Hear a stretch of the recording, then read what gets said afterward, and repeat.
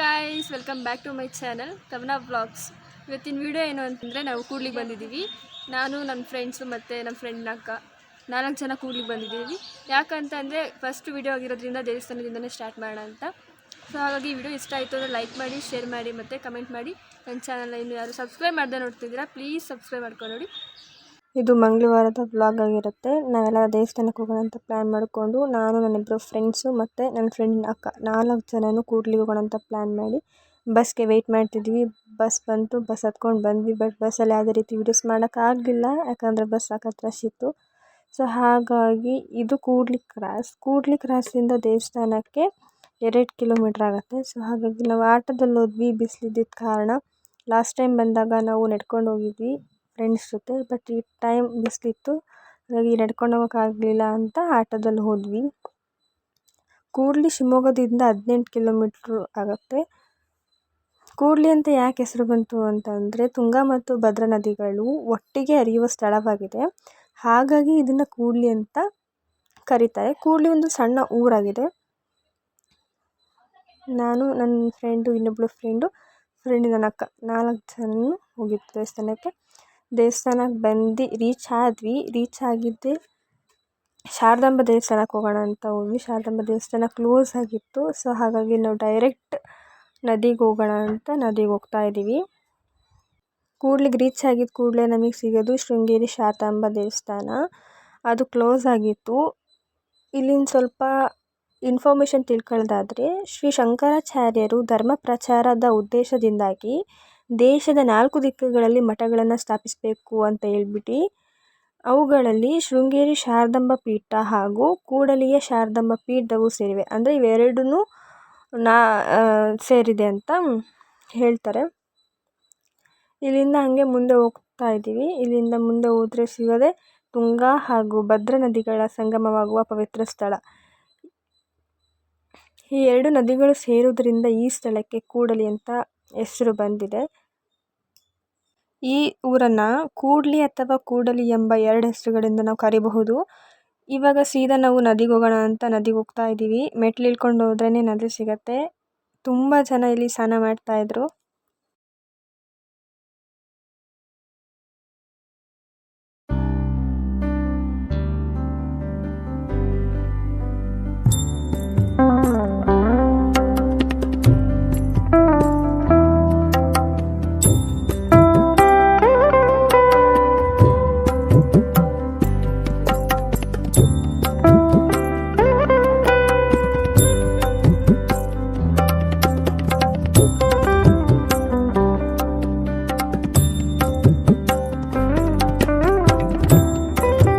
ಇದೊಂದು ಪುಣ್ಯಕ್ಷೇತ್ರ ಆಗಿರೋದ್ರಿಂದ ಇಲ್ಲಿ ತುಂಬ ಜನ ಬಂದ್ಬಿಟ್ಟು ಸ್ನಾನ ಮಾಡಿ ದೇವಸ್ಥಾನಕ್ಕೆ ಹೋಗ್ತಾರೆ. ಇಲ್ಲಿ ಅಕ್ಷರಾಭ್ಯಾಸವನ್ನು ಸಹ ಮಾಡ್ತಾರೆ. ಶೃಂಗೇರಿಗೆ ಹೋಗಿ ಯಾರಿಗೆಲ್ಲ ಮಾಡ್ಸೋಕ್ಕಾಗಲ್ಲ, ಈ ಕೂಡ್ಲಿ ಶಾರದಾಂಬ ದೇವಸ್ಥಾನದಲ್ಲಿ ಅಕ್ಷರಾಭ್ಯಾಸವನ್ನು ಸಹ ಮಾಡ್ತಾರೆ. ಸಂಗಮ ಸ್ಥಳದಲ್ಲಿ ಸಣ್ಣ ಸಂಗಮೇಶ್ವರ ದೇವಾಲಯವಿದೆ. ಪ್ರತಿ ವರ್ಷ ಯುಗಾದಿ ಹಬ್ಬದ ಮಾರನೆಯ ದಿನದಿಂದ ಇಲ್ಲಿ ಸಂಗಮೇಶ್ವರ ಜಾತ್ರೆ ನಡೆಯುತ್ತೆ. ಅಕ್ಕಪಕ್ಕ ಹಳ್ಳಿಗಳಿಂದ ದೇವರನ್ನೆಲ್ಲ ಕರ್ಕೊಬಂದು ತುಂಬ ಅದ್ಧೂರಿಯಾಗಿ ಜಾತ್ರೆ ಮಾಡ್ತಾರೆ.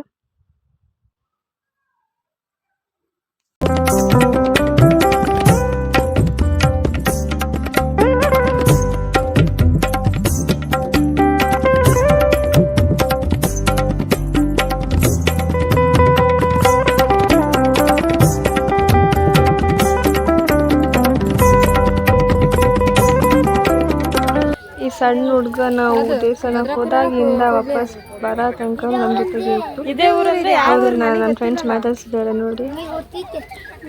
ಕನ್ನಡಿ ಮನೆಯಿಂದ ತಗೊಂಬಂದ ಇದು ಸಿಕ್ತ.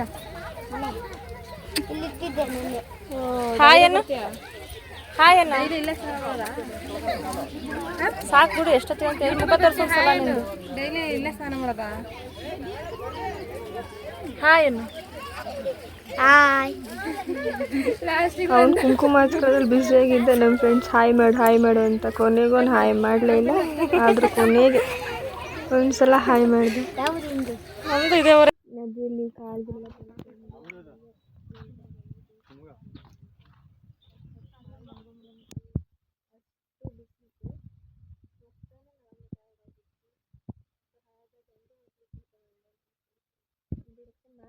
ಅಲ್ಲಿ ವಾಯ್ಸ್ ಅಷ್ಟು ಕೇಳಿಲ್ಲ, ಹಾಗಾಗಿ ನಾನು ವಾಯ್ಸ್ ಅವ್ರು ಕೊಡ್ತಾ ಇದ್ದೀನಿ.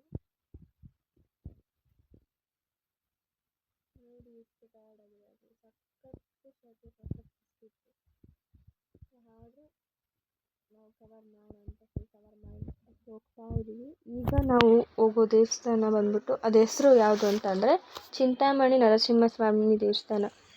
ಈ ದೇವಸ್ಥಾನದಲ್ಲಿ ನಾವು ಹೋಗಿದ ತಕ್ಷಣ ಪೂಜೆ ಮಾಡ್ತಾಯಿದ್ರು, ಹಾಗಾಗಿ ಅಲ್ಲಿಂದ ಒಂದು ಸಣ್ಣ ಕ್ಲಿಪ್ನ ತೊಗೊಂಡಿದ್ದೀನಿ ನೋಡಿ.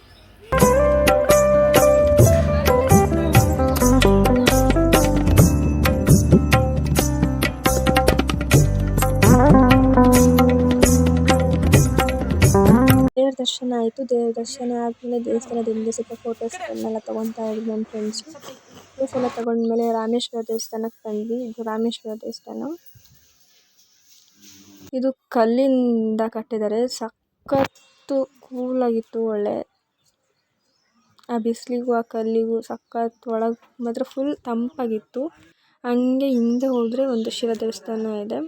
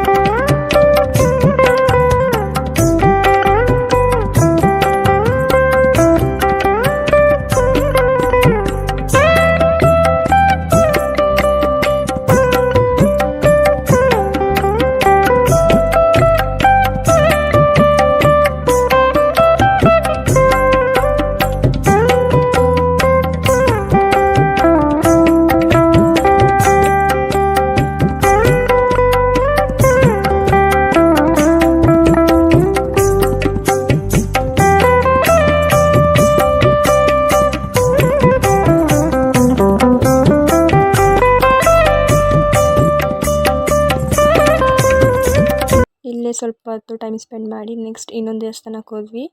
ಈ ದೇವಸ್ಥಾನಕ್ಕೆಲ್ಲ ಹೋಗ್ಬಿಟ್ಟು ದೇವ್ರನ್ನ ನೋಡಿಕೊಂಡು ನೆಕ್ಸ್ಟ್ ಪ್ರಸಾದಕ್ಕೆ ಅಂತ ಹೋದ್ವಿ. ಇಲ್ಲೇ ಕೆಳಗೆ ಪ್ರಸಾದ ಕೊಡ್ತಾಯಿದ್ರು, ಸೊ ಹಾಗಾಗಿ ನಾವು ಪ್ರಸಾದ ತಿನ್ನೋಕ್ಕೆ ಅಂತ ಹೋದ್ವಿ. ಲಾಸ್ಟ್ ಟೈಮ್ ಬಂದಾಗ ಇಷ್ಟೊಂದು ಜನ ಇರಲಿಲ್ಲ, ಬಟ್ ಈ ಟೈಮ್ ಸಖತ್ತು ರಶ್ ಇತ್ತು.